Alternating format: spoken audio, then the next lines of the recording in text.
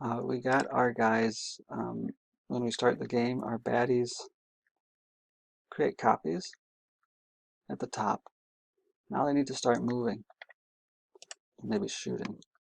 So we're going to say repeat until touching edge. So these guys, when they're created, they're going to set their health to 3, go to their random spot, and become visible. Then they're going to start moving, and they're not going to stop until they reach the edge. So change y by a negative number. I'll say its speed is -5. And then we will, in the yellow, delete the clone when it reaches the edge. Let's try that. They should start appearing. They're kind of fast. Let's make them go slower. -2.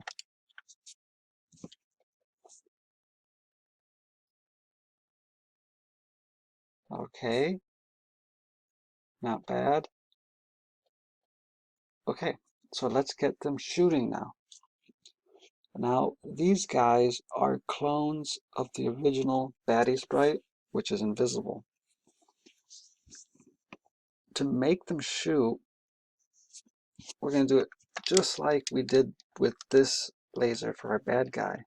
When I press space, it makes a clone of itself, and when it starts as a clone, it moves.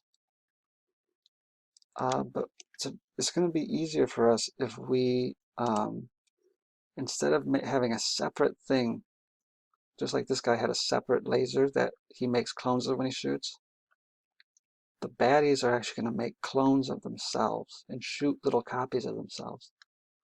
Those copies are going to move faster, and they're also going to have a different costume that looks like a laser.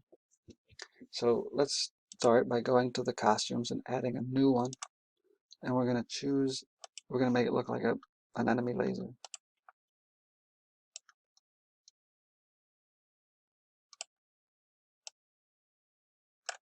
There. Let me just spawn those guys just so I see how big that looks. And,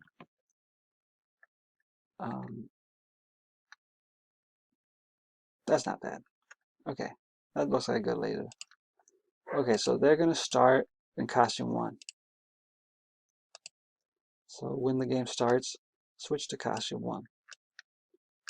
And so all the original clones that start up top and move down are going to look like that baddie. But the baddie will have him do something else.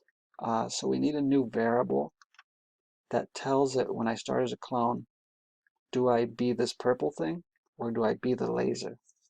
So let's create a new variable. It's just for this baddie, and we're going to call it his generation. The first guy, the original sprite, is going to be of the 0 generation. Or let's say 1. He's first generation. And then when the clones are created, we're going to say change the clone's generation by 1. So every clone will be in the next generation. So I'll just say, so you can see that, I'm going to put in you don't have to do this, but so let's say generation. And then we'll run it. You can see them all say that they're in the 2nd generation because they're all clones of the original. See? What we're going to do is we're going to make clones of these clones. And when we do that, they're going to be in the 3rd generation.